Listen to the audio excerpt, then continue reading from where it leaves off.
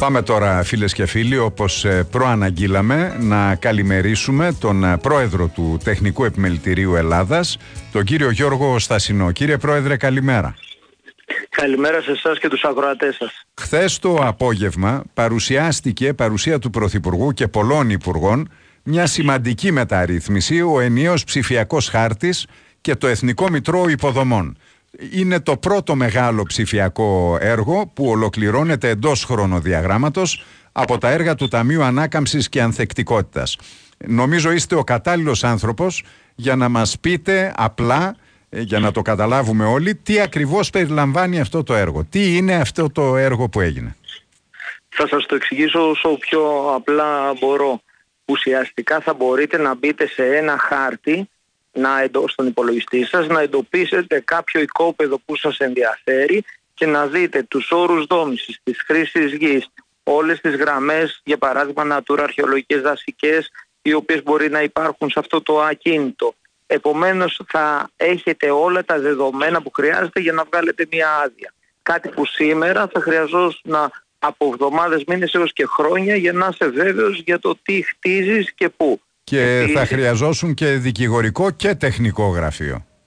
Εννοείται και ποτέ δεν θα ήσουν και 100% σίγουρος.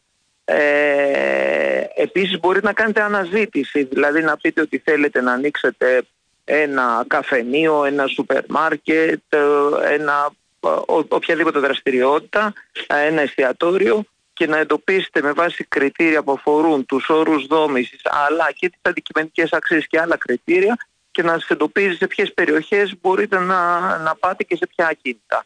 Αυτό αφορά τον ενιαίο ψηφιακό χάρτη. Το Εθνικό Μητρό Υποδομών θα είναι μια πλατφόρμα στην οποία θα καταχωρηθούν το σύνολο των υποδομών της χώρας, δηλαδή γέφυρες, φράγματα, άλλα δίκτυα, και ουσιαστικά θα αναφέρει, εκτός από το τι περιλαμβάνει η μελέτη όταν κατασκευάστηκε και πότε κατασκευάστηκε και τα αντίστοιχα σχέδια, αλλά και πότε συντηρήθηκε. Γιατί ξέρετε, βλέπουμε ότι το τελευταίο διάστημα δημιουργείται ένα θέμα με τις συντηρήσεις των υποδομών και ξέρετε ότι δεν υπάρχει και ευρωπαϊκή χρηματοδότηση, άρα πρέπει να τα συντηρούμε με δικά μας χρήματα ή να απαιτήσουμε να χρηματοδοτηθούν και αυτά. Σε μεγάλες ανεπτυγμένες χώρες όπως οι ΗΠΑ βλέπετε ότι οι υποδομές καταραίουν.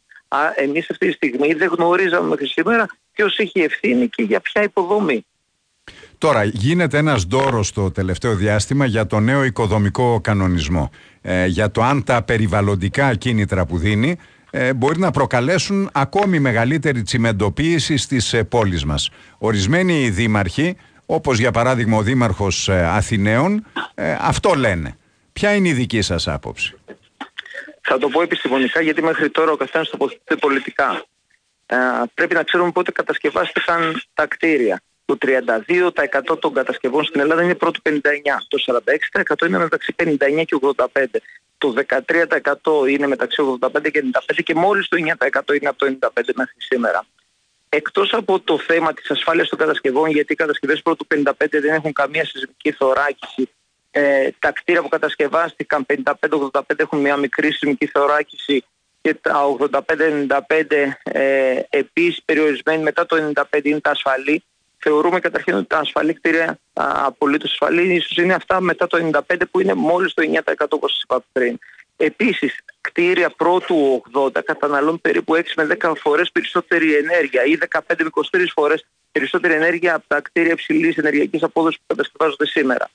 Με αυτό που λένε οι δήμαρχοι σημαίνει ότι δεν θα μπορούμε να κατασκευάσουμε νέα κτίρια, θα μείνουμε στα παλιά και άρα κάποια στιγμή η χώρα θα υποστεί πολύ σημαντικές περιβαλλοντικές συνέπειες λόγω της κλιματικής αλλαγής και των ρήπων που προκαλούν όλα αυτά τα κτίρια, και επίσης δεν θα έχουμε ασφαλή κτίρια. Άρα πρέπει να πάρουμε απόφαση. Είμαστε, και προσπάθησα να το πω τεκμηριωμένα με αριθμούς για πρώτη φορά σε εσάς, είμαστε υπέρ του να έχουμε ασφαλείς κατασκευές και περιβαλλοντικά και ενεργειακά ορθές, ή θέλουμε να παραμείνουμε στα παλιά κτίρια, να μην δώσουμε κανένα κίνητρο και να καταρρεύσουν οι πόλεις μας και τα παιδιά μας να μην μπορούν να ζήσουν σε αυτή τη χώρα? Τώρα, αυτή την Κυριακή, για να ολοκληρώσω τη συνομιλία μας, κύριε Πρόεδρε, κύριε Στασινέ, έχετε εκλογές στο Τεχνικό Επιμελητήριο, διεκδικείτε μια νέα θητεία. Το ερώτημα είναι απλό. Ποιος είναι ο στόχος σας αν εκλεγείτε για τα επόμενα χρόνια? Ο στόχος είναι τα επόμενα χρόνια να ολοκληρώσουμε σημαντικά έργα όπως αυτά που ανακοινώσαμε χθες, ο ενιαίος ψηφιακός χάρτης, το Εθνικό Μητρό Υποδομών, η ψηφιοποίηση των αρχείων των πολεοδομιών, ο προσεισμικός έλεγχος του σύνολου των σχολείων, νοσοκομείων, πανεπιστημίων, πυροσβεστικών σταθμών, αστυνομικών τμήματων, να ολοκληρώσουμε το πολεοδομικό σχεδιασμό σε όλη τη χώρα με τα τοπικά πολεοδομικά σχέδια και τα ειδικά πολεοδομικά σχέδια, να αναπτύξουμε και άλλες εφαρμογές.